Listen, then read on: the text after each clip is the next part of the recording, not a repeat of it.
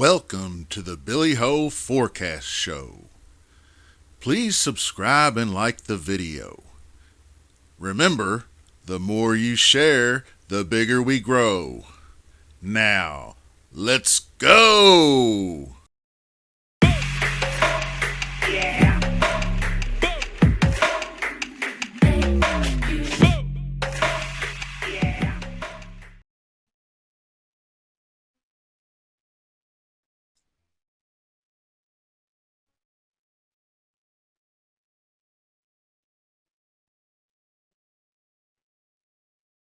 Hello, Billy Ho here again. Another low-key video for 2022 fantasy football drafts. Today we're doing tight ends. So I do think that some good advice to new people, and I know a lot of my audience, PGA guys and others, you guys know a lot about this, probably as much as me. You've played it a long time. You're like, I don't need to see Billy Ho videos. But there are people out there that might be new or fairly new, a few years in, that might just be a little on the younger side, or maybe just never got into it. So this is kind of for you. This is a few guys that you may not have heard of that would be outside of the top 10 tight ends, maybe 8, somewhere in that range. Anyway, I just thought I'd let you guys know my personal opinion. I think tight end is very deep this year. I don't think you need to reach in the first and second rounds to try to get Kelsey or Kyle Pitts, or I don't know, Kittle's probably washed up, but Kelsey's everybody's go-to guy, that they want to go early. He's just like wide receiver one, but I would wait, honestly. Now, if you do choose to wait, then I would reach on one of these guys, and this is going to be probably rounds 10 or 12. And there may be the first couple I'll probably talk about. I'll go a lot sooner than that. But I think these are going to be why I call them low key, is that they're going to be beyond those first 5 or so studs, your Wallers, your Kittles, and whatnot there. So I think that these guys can be had after that initial wave of tight ends goes off your draft board. Then people will revert back to running backs and wide receivers. They'll be looking to get quarterback in the 5th or 6th rounds. And then the next thing you know, it's the 8th round, and this guy's not been taken yet. And you're like, oh, that's nice. So basically treating the video PPR league, 10 to 12 teams, maybe upwards of 16-team league, and some best ball. So all of that, they're either going to be sleepers or they're going to be low-key, or they're low-key sleepers. So let's do this. First guy on the list from the Buffalo Bills is one Dawson Knox. Not super sneaky to start it out, but this guy might fall to that 7th or 8th round, like I said, after the first few guys fly off the board. So wouldn't that be nice? He'd make a real nice starting tight end. He's obviously on an elite passing team. He has one of the best QBs in the league. He's got touchdown upside out the ass, and he's still got basically the same type of core. He's got Stephon Diggs, who he's been there with, and he's got Gabe Davis, who everybody loves, and Isaiah McKenzie and all that. So he's still going to have his same spot on the target tree. So I think that, he's going to get a lot of love this year. I believe this team might throw a little more, and this is just pure speculation. But as quarterbacks that run a lot, like Josh Allen does, get older, they tend to not put their body at as much risk, and they tend to start relying more on their guys. So you might see good red zone targets from Knox instead of him keeping it himself. And that's just speculation. But I think I would really like to see him hit 65 receptions, 800 plus yards, and then be pushing that 8 to 10 touchdown range again. I think he'd be a perfect starting quarterback or a starting tight end in those rounds, 7, 8-ish, maybe even 9, depending, So another guy, similar boat, I think might go a hair earlier. I'm not sure, just because he is on the Dallas Cowboys. People like drafting Cowboys because they have fans. I am one of them. I would probably go seventh or eighth round for Dalton Schultz. So Dalton is the man now. Of course, Blake Jarwin's gone. They did draft the guy Ferguson that might push him a little bit, but I don't think that guy's ready. That dude might be the future because they haven't yet come to a contract extension for Schultz yet. So maybe that'll give him motivation. But I figure after the top tight ends go in the second, third, fourth rounds, uh, is it really going to be that huge of a difference between the sixth tight end and the 11th tight end on your list? I don't think so. Be honest with you. I don't think, Dalton Schultz or anybody else is any better in that range. So I do like Schultz in this offense. And I think he's going to end up being maybe the number 2 target on the tree behind Lamb. Gallup is still on the pup list. Even when he comes off the pup list, I think he'll still kind of wean his way in and acclimate himself. He is, just from what I've watched of him the first couple of years, he's kind of not the alpha type receiver. He's more of a complimentary guy. So I don't think you'll see him taking on the big dog role anytime soon. And like I said, Jake Ferguson might be the future, but he's still just a rookie. And you know how hard it is for rookies, especially tight end rookies, wide receiver rookies, running back rookies can acclimate because talent's talent, but tight end's a tough position to acclimate yourself in as a rookie.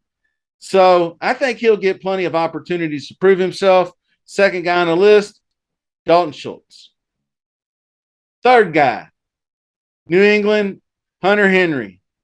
Now, I know they did pick up Jonnu Smith, who was kind of a stud, sort of pass catching threat, hybrid type guy. But if you wait around till rounds 10 plus for a tight end, you might see this guy. He is a known name, so he might go sooner, but maybe Jonnu being there will push people off of him. I think he had some good TD upside last year, but I don't know if he'll repeat that. He's got chance for double digits. I think they take the training wheels off Mac Jones a little more, and I think their passing game will be a little better. And I do think that the Pats bringing in Devontae Parker to help stretch defenses will leave the middle of the field open for Henry to work more. So that's a good thing. If he can, he has got to improve the 50 reception number, or he's no more than a backup. And he needs to tack on an extra 200 yards and maybe keep that TD upside. So we're looking at 65 receptions for 800 yards and maybe 7 to 9 touchdowns.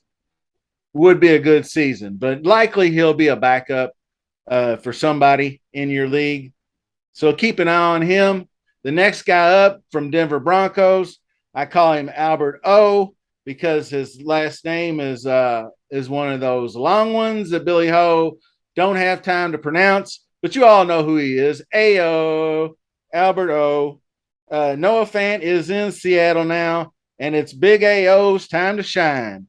I also like the fact that Russ Wilson coming in, who knows how to utilize tight ends and knows how to use tight ends that have a distinct advantage on who's covering them.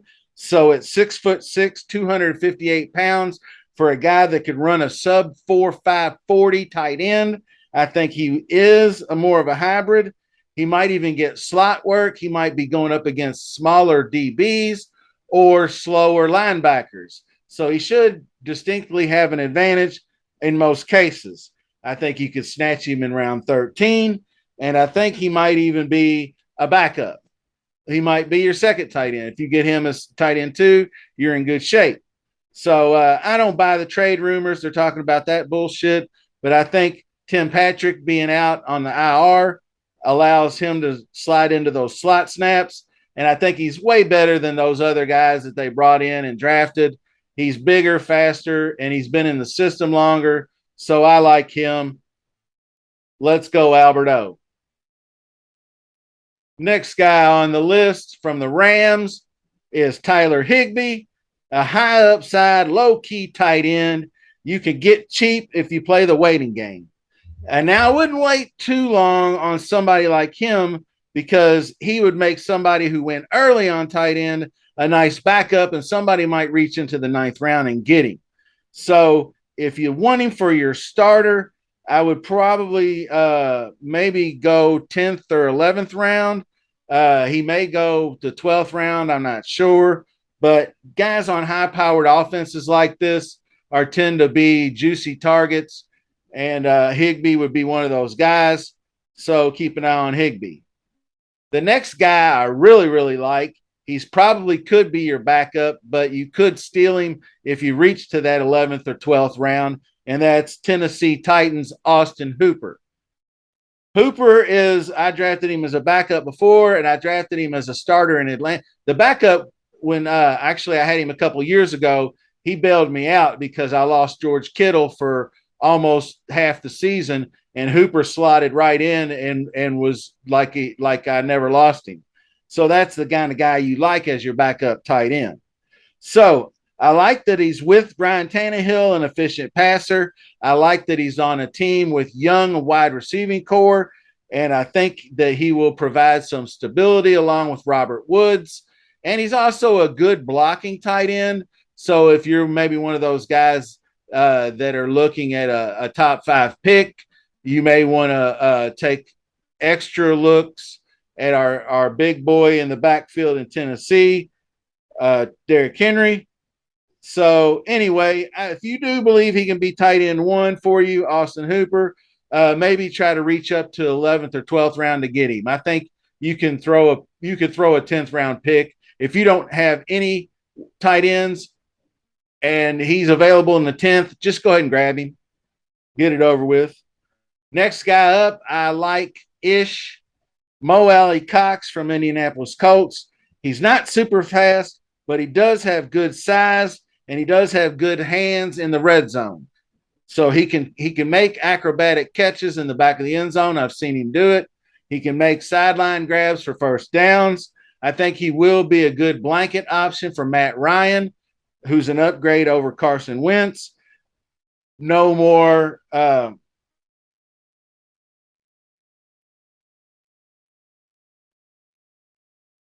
he will now have, due to retirement, the number 1 tight end job. The Colts gave him a 3-year extension worth $18 million. So I'm kind of feeling like he's the guy. Mo Alley-Cox. And another guy you could probably get as your backup. Not a bad guy chilling. So these guys, I think, can be starters or backups. I told you tight end was deep this year. So you can do whatever you want. And there's a lot of other guys. I know Logan Thomas is still on the pup, and there's a few guys in that middle tier range that I don't care too much for because I don't know what their role is going to be yet. But these are just some guys to take a look at if you're coming up on draft day and you think back, damn, Billy Ho mentioned that guy, and I just snagged him as my backup in the very last round. Well, you're going to be in good shape, brother. So until the next video, I guess I don't know if I'll do low-key quarterbacks or not. Defenses are, of course, no kickers. So this might be the last low-key video I make, but then I also might make some mid-round sleepers or going overlooked guys from, say, that magical round from 4 to 8. That usually seals the deal for you. So until the next video, also stay tuned for PGA content. We got the Tour Championship next week. I've already done most of my research on that. So I should have a preview video out tomorrow. So good luck to everybody in PGA. Holler to the Discord. Appreciate you guys supporting me. All my guys on Twitter that retweet my stuff and support me, I thank you. It means a lot. Subscribe to the channel. Let's get to 170. Where's Ryan Tompkins at? AKA, I've let you win the Billy Ho twice. So win a Billy Ho again and get me 5 more subs. Appreciate you, brothers, sisters. Peace.